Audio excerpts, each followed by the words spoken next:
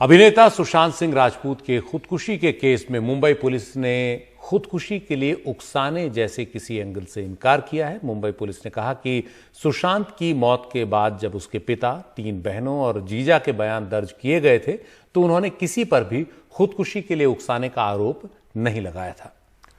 Police ने doctor से बातचीत के आधार पर यह भी दावा किया है कि सुशांत सिंह राजपूत बाइपोलर डिसऑर्डर से पीड़ित थे। इसके अलावा मुंबई पुलिस ने जांच के दायरे से किसी सियासी हस्ती का नाम हटाने की बात को गलत बताया है।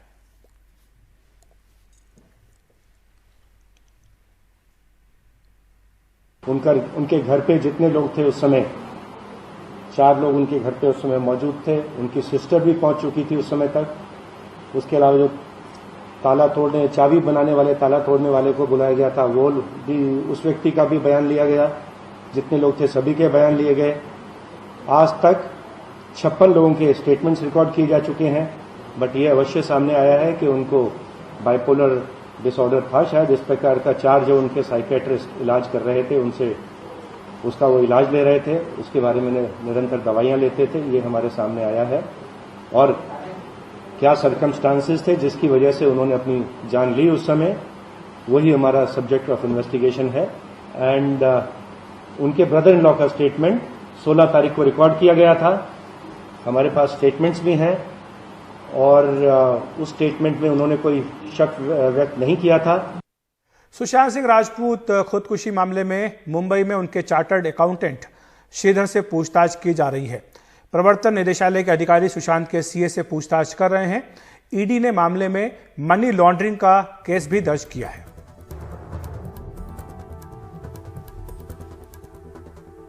और हमारे सहयोगी सुनील सिंह मुंबई से हमारे साथ हैं। सुनील, जो ईडी पूछताछ कर रही है अकाउंटेंट से, श्रीधर से, उसमें क्या खास बातें हैं, क्या पूछताछ हो रही है उनसे?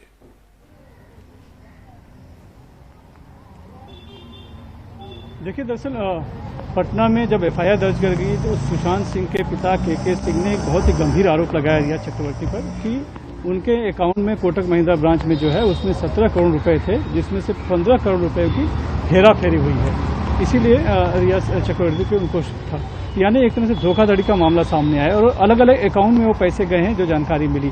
उसी के आधार पर मनी लॉन्ड्रिंग एक्ट के तहत ईडी ने मामला दर्ज किया और जिसमें जो सीए हैं, क्योंकि इस तरह का जो भी लेन देन हुआ, व्यवहार हुआ, वो सब सीए के जानकारी में हुआ होगा और सीए ने ही बाद में सब जो इनकम टैक्स भरेंगे और एंट्री सब करेंगे, तो इसीलिए उनके सीए संदीप श्रीधर को बुलाया गया है, जिनका बयान दर्ज किया जा रहा है और उनसे पूछा जा रहा है कि आखिर जो आरोप लगा है और जो पैसे गए हैं, तो जो जिस अकाउंट में आरोप पैसे गए हैं वो अकाउंट किसके हैं, किस लिए दिए गए हैं पैसे, क्या फर्जी अकाउंट तो नहीं थे। इस तरह की पूरी जानकारी इकट्ठा की जा रही है ताकि जो मनी लॉन्ड्रिंग का जो एक तरह से शक पैदा हुआ है उसको जांचा जा सके, उसको रिकन्फर्म किया जा सके।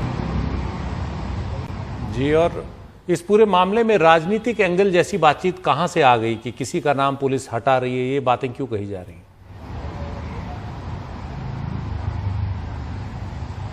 देखिए, ये हटाने की जो बात है कि किसी कोई नेता था वो पार्टी में शामिल हुए थे, ये सब सिर्फ सोशल मीडिया की बातें हैं जिनको लेकर बार बार उठता रहा है और जिसमें आज मुंबई कमिश्नर को सफाई देनी पड़ी है कि ऐसी कोई पार्टी वहाँ नहीं हुई थी। दरअसल खबर ये घूम रही थी सुशांत सिंह की मौत के दूसरे या तीसरे दिन से ही कि 13 तारीख को रात उन्होंने अपने घर में पार्टी की थी और उसके बाद ही यह हादसा हो गया। तो एक तरह से हत्या की साजिश की तरफ इशारा किया जा रहा था। लेकिन पुलिस ने जब उस पूरे मामले को देखा, खंगाला, सीसीटीवी चेक किया, तो पता चला कि 13 तारीख की रात 12 से लेकर सुबह तक कोई भी व्यक्ति बिल्डिंग में गया ही नहीं था और न कोई बाहर निकला था। यानी जो लोग घर में साथ में रह रहे थे वही लोग थे, तो पार्टी कुछ हुई नहीं थी। लेकिन इस बार को बार बार उछाला जा रहा था, इसीलिए आज उस पर सफाई दी गई है। और जिस तरह से महाराष्ट्र पुलिस इस पूरे मामले को सीबीआई को देने से बच रही है, बार बार वो मना कर देती है जबकि आरोप लग रहे हैं, तो उसको देखकर एक लोगों को संदेह पैदा किया जाता है लोगों में कि क्या आखिर क्या छुपाना चाहती है पुलिस। कहीं ये एक इशारा था, इसी संदर्भ में सफाई दी गई है। वैसे इस पूरे मामले का अभी तक किसी राजनेता से या किसी अभिनेता से कुछ संबंध नहीं है। एक आरोप जो गंभीर तौर पर लगा है वो रिया चक्रवर्ती पे लगा है, जिसकी जांच फिलहाल पटना पुलिस कर रही है। सुनील, एक प्रश्न बिहार पुलिस को लेकर के भी उठ रहा है कि जिस तरह से जो एसपी अधिकारी रैंक के अधिकारी थे उनके साथ बर्ताव किया गया, उनके हाथ पर सील लगा के उनको क्वारंटीन कर दिया गया।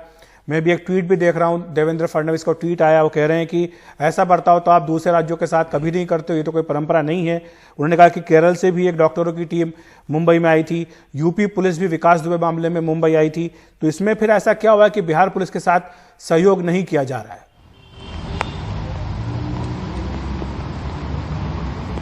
देखिए, इस पूरे मामले में दो जांच चल रही है। एक मुंबई पुलिस है जिसके का क्षेत्राधिकार बनता है और वो जो पूरे मामले की जांच कर रही है। अतिरिक्त तौर पर एफआईआर दर्ज हो गया पटना में और उसको पैरेलल जांच करने के लिए यहाँ पर पटना पुलिस आ गई और इस पूरी जांच से कहीं ना कहीं मुंबई पुलिस की चीजा होता इस कदर दिखी कि मुंबई पुलिस इतने दिनों से जांच कर रही है लेकिन कभी भी अभी तक पूरे मामले में कोई साजिश की बू नहीं आई और वो नतीजे तक नहीं पहुंच पाई। जबकि पटना पुलिस आई और उसने आर्थिक जो गड़बड़ियां हैं उसको खंगालना शुरू कर दिया, तो एक मुंबई पुलिस की फजीहत होने लगी और एक इस तरह की बातें उभर कर सामने आई कि मुंबई पुलिस इतनी देर बैठी रही, कुछ नहीं कर पाई। पटना पुलिस देखो आते ही जांच कर दे रही है और पूरा का पूरा साजिश का उजागर कर दे रही है। तो इस संबंध में जो फजीहत को देखते हुए और क्योंकि सीधे रोक नहीं सकते तो एक तरीका निकाला गया। कल इसके तौर पर हम इस संदर्भ में देख सकते हैं कि कल ही मुख्यमंत्री ने डीजीपी को बुलाकर इस संदर्भ में बातचीत की थी कि जो जिस तरह के आरोप लग रहे हैं और मुंबई पुलिस को बार बार कटघरे में खड़ा किया जा रहा है और पटना पुलिस पैरेलल लाकर जांच कर रही है जबकि उसको स्थानीय पुलिस का समर्थन नहीं है, तो क्या किया जाए। उसी संदर्भ के बाद शायद एक आइडिया निकाला गया, यानी एक निकाला गया कि जो है कि होम क्वारंटीन का एक उनके पास एक अच्छा मौका मौजूद है। तो चूंकि वो पटना से आए हैं, मुंबई बाई एयर आए हैं, तो 14 दिन होम क्वारंटीन कर दिया जाए। इससे क्या होगा, एसपी जो है एक जगह बच जाएंगे तो जांच जो है पैरेलल और रुक जाएगी।